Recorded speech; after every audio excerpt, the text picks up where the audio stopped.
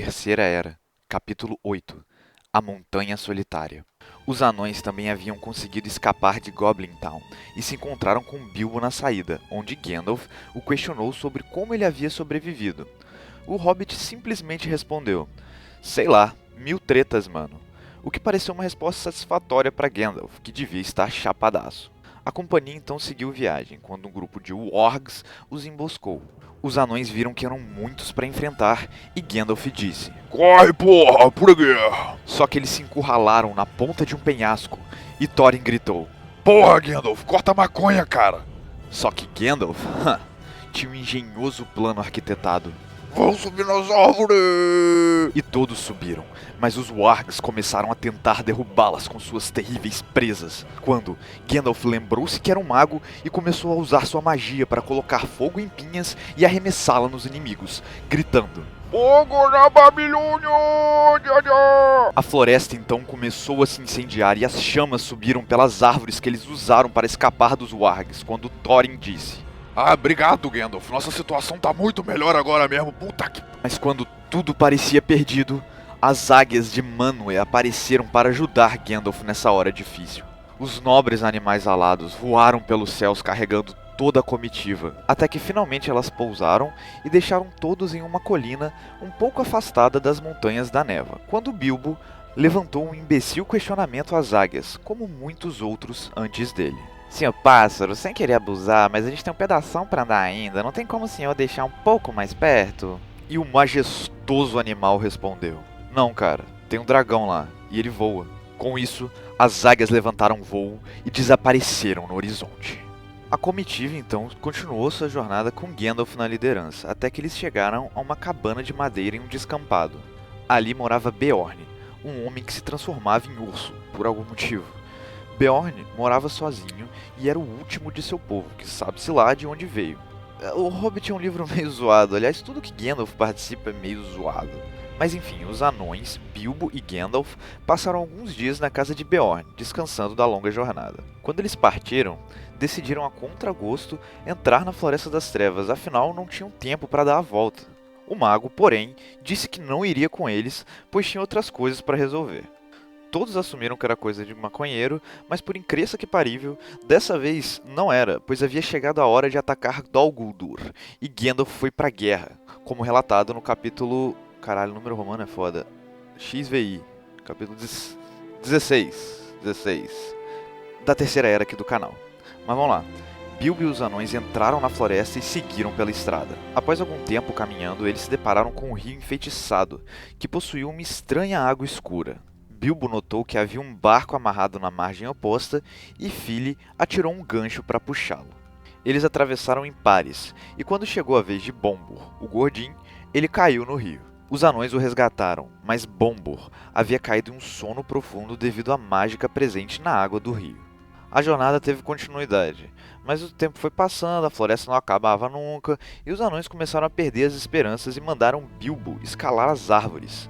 Mas o Hobbit disse que apenas via mais árvores à distância. Isso desanimou todo mundo mais ainda, até que eles avistaram o que parecia ser um acampamento élfico, e apesar dos avisos de Gandalf e Beorn contra sair da estrada, eles se embrenharam no mato em busca de ajuda. Porém, toda vez que a companhia se aproximava, os elfos apagavam a fogueira e desapareciam na escuridão da floresta.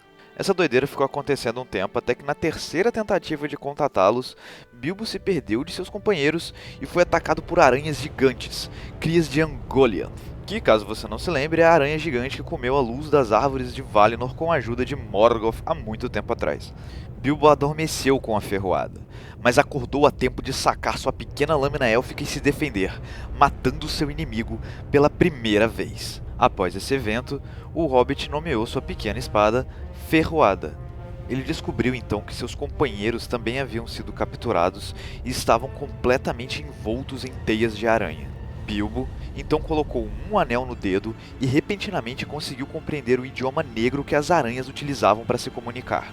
Ele então as chamou pelo nome, atraindo-as para longe e assim resgatou os anões. Quando as aranhas retornaram, a companhia de Thorin iniciou um intenso combate com as bestas.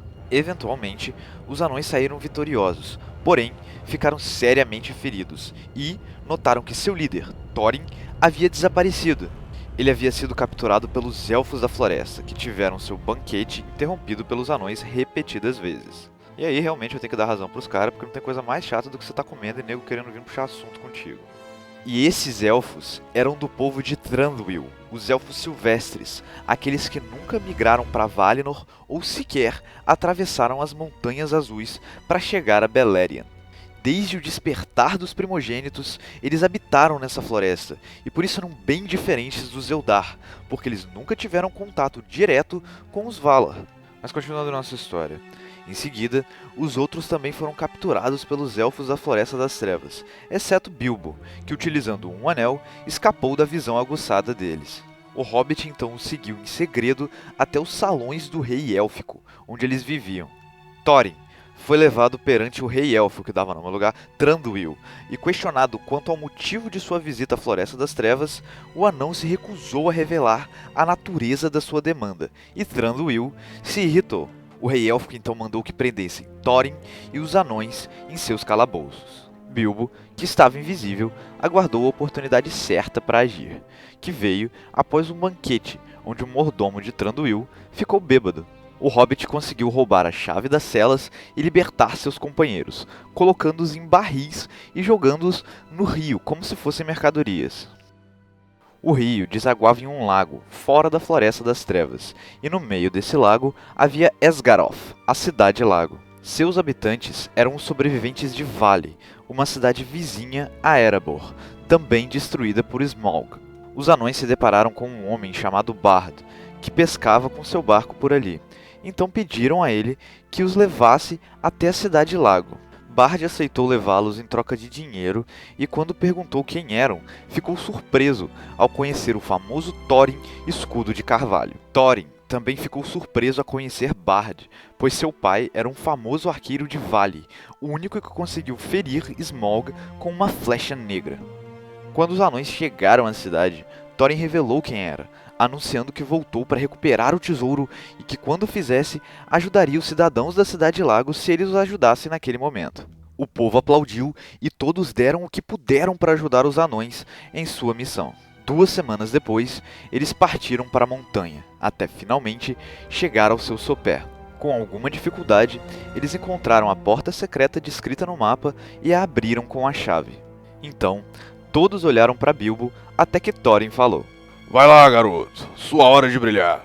E Bilbo ficou horrorizado quando se lembrou de que ele era o ladrão do grupo e que sua missão era roubar o tesouro guardado pelo dragão. O Hobbit entrou na Montanha Solitária e se deparou com um salão enorme, repleto de prata e ouro.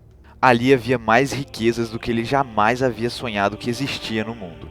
Mas então ele viu Smaug, um dragão alado, vermelho, terrível, que dormia tranquilamente em meio a todo aquele tesouro. Bilbo roubou um único cálice de ouro, retornou aos seus companheiros e disse: Cara, nem que não tivesse um dragão ali, eu ia levar pelo menos uns 40 anos para conseguir carregar todo aquele ouro. E Thorin respondeu: Então encontre pelo menos a Arkenstone, uma pedra diferente de todas as outras, que emite uma luz parecida com a das estrelas. Quem possuir essa pedra será o rei da montanha. E aí, deixa o resto comigo. Mas acontece que enquanto eles deliberavam o que fazer em seguida, lá dentro, o cálice que Bilbo havia roubado despertou o dragão, que ficou putaço.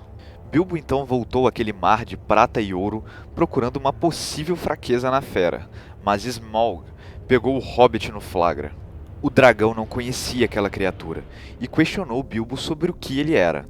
Tentando pagar de esperto, ele respondeu em charadas, e começou a puxar sardinha para o lado do dragão. Smaug, porém, não caiu no papo de Bilbo e se empinou para trás com a intenção de acabar com o Hobbit. Foi quando Bilbo viu a fissura nas escamas do bucho da fera. Smaug cuspiu fogo, mas o Hobbit conseguiu escapar e contou o que aprendeu aos anões, que com alguma relutância fecharam a porta por medo da vingança de Smaug. Um Trush, que é um pássaro marrom e de certa forma mágico, ouviu o que Bilbo disse e voou até a Cidade-Lago, contando a Bard sobre a fraqueza do dragão. Com isso, Smaug saiu voando em direção à Cidade Lago, cujos habitantes ele assumiu terem ajudado Bilbo. O fogo do dragão queimou pelas ruas da Cidade dos Homens, enquanto Smaug voava nos céus em investidas rasantes. A cidade queimava junto com seus habitantes e as pessoas se desesperavam, enquanto o dragão não permitia que ninguém escapasse. Smaug estava puto e não tinha piedade de ninguém, mas um guerreiro solitário apareceu para enfrentá-lo. Bard sacou a última flecha negra deixada por seu pai e armou seu arco. Smaug o percebeu ali, deu a volta no ar e veio em sua direção numa velocidade surreal. Bard apontava sua flecha para o dragão, que abria a boca para mostrar ao homem o seu fogo infernal. Quando o heróico guerreiro já conseguia ver a luz vermelha emanando da garganta de Smaug, sua flecha deixou o arco, acertando em cheio a ferida no bucho da besta. O dragão soltou um berro ensurdecedor e caiu com tudo no lago. Os cidadãos de Esgaroth presenciaram ali o fim do terror de Smaug pelas mãos de Bard. E é nesse momento que o segundo filme da trilogia devia ter terminado, Sr. Peter Jackson, pelo amor de Deus.